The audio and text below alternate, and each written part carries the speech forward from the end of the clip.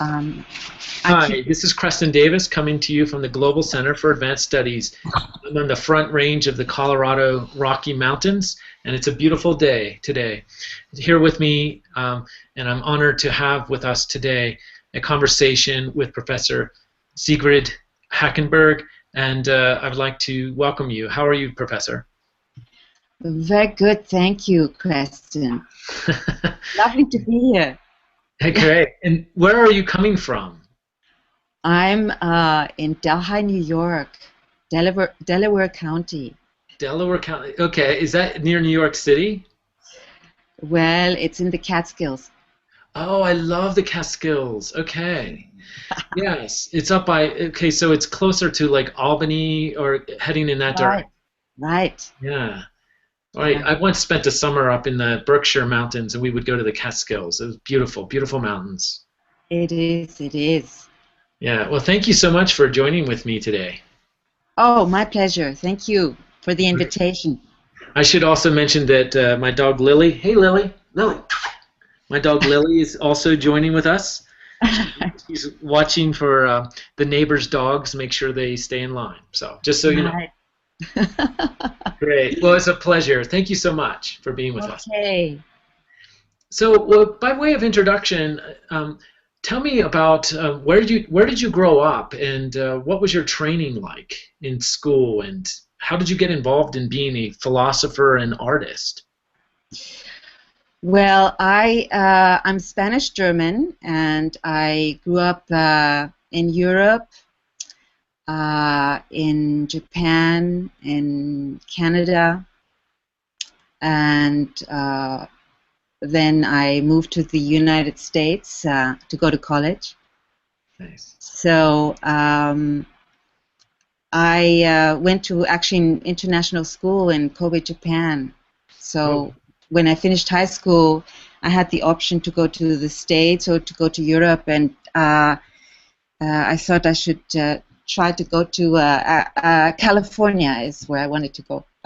why was California such an attraction for you? Oh, Or should we skip that question? yeah, yeah, I think. Yeah. All right, that's fantastic. So you've grew up in Europe and in Canada, and you even went to Japan. What was your experience in Japan like? Well, when I was there, I was, a teenager, so it was quite extraordinary. And I went to, as I said, an international school there, Canadian Academy, and you know, it really sort of opened up uh, a kind of space for me that would not have been possible had I stayed in Europe, Yeah. um, sort of opening up a horizon, so to speak. Yes. Yeah. So, And how would you describe your, well, I guess the better question would be, when did you first discover that you wanted to put together philosophy and art? How did that come about? well, that came about because I attended the European Graduate School. I received my doctorate there. And one of the things that was interesting to me was this conflation of art, theory, and philosophy. Um, and so really that's how philosophy, I was introduced to philosophy. Um, and I also found that as an artist I had a number of questions that it seemed the philosophers had dealt with, and I felt that the art world was did not really offer the type of discourse that I was interested in. It was a kind of closed environment, and I wanted to really open that up. And I realized that philosophy was one way of doing that. And what philosophers helped give you some guideposts into navigating these two worlds, philosophy and art? Well, certainly,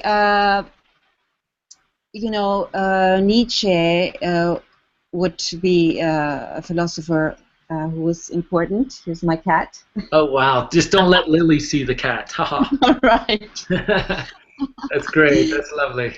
Right. And so the idea of, when I refer to myself as an artist and a philosopher, a kind of hybrid of sorts, in terms of the notion of the artist philosopher, I do refer to Nietzsche, and the notion that you can really create yourself. That also that art is a way of living, really living the utmost and the good life. So that is the connection to Nietzsche in a sense. But I also work in video and sound installation, and the last installations focused on the topic of history and memory. And so I also gravitated towards Hegel. Nice. And his philosophy of history, as well as Levinas and his notion of the face-to-face encounter. So I actually wound up writing my dissertation on Hegel and Levinas. Wow. These two figures aren't always put together, Hegel and Levinas, but it's extraordinary research that you did with that. It seems, because Levinas tends to, in one of his texts, Infinity and Totality, he really sort of takes Hegel and says he's a totalizer. How did you synthesize Levinas and Hegel? That sounds fascinating. Well, I think for me it was more of a question of developing a kind of metaphysics of the body in the plural, and I should say that one of the ways that I sort of got at Hegel was to also invert the notion of the phenomenology of spirit into a phenomenology of the body. Nice. So, and this in relation to his philosophy of history in terms of the figure of total history, which I referred to in my dissertation, which has now actually been published by Atropos Press. Oh, fantastic! Congratulations. Yeah. And the title of it is called Total History, Anti-History, and the Face That Is Other. Fantastic. So when did you publish that? That came out in 2013. Okay, so very recent. Yeah. So the relationship to Hegel and Levinas is one that I consider that the notion of totality, Hegel's notion of totality, can in fact include its own interruption. Good. So Zizek makes much ado about that move. The interruption within the negation of negation in Hegel and so on. So, yeah, that's a great move. Yeah, makes sense. Right. So I think also if you think of sort of some the kind of an extension of time or an interruption of time that exists simultaneously, so that you can in fact both consider Hegel and Levinas, even though they obviously don't always agree and they're on different tangents, they can nonetheless coexist. Absolutely. And that's also this whole idea of the plurality of the body is that we have all these different spaces that we can move through. Yes. And so, in a sense, that's partly what I address in this book. Yeah. It's funny because the first time your cat came through, it's actually quite adorable. You mentioned Nietzsche, and as if on cue, your cat walked across the screen. It was quite lovely. Yes.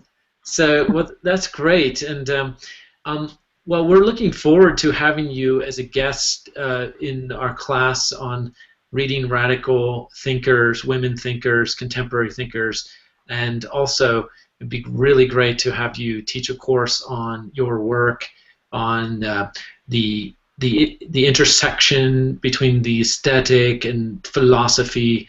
It'd be really fascinating and amazing to have that be part of GCAS, as well as maybe doing some partnerships with the EGS, which is a fantastic. I mean, EGS has just led the way in terms of education, so that's fantastic. Great. Great.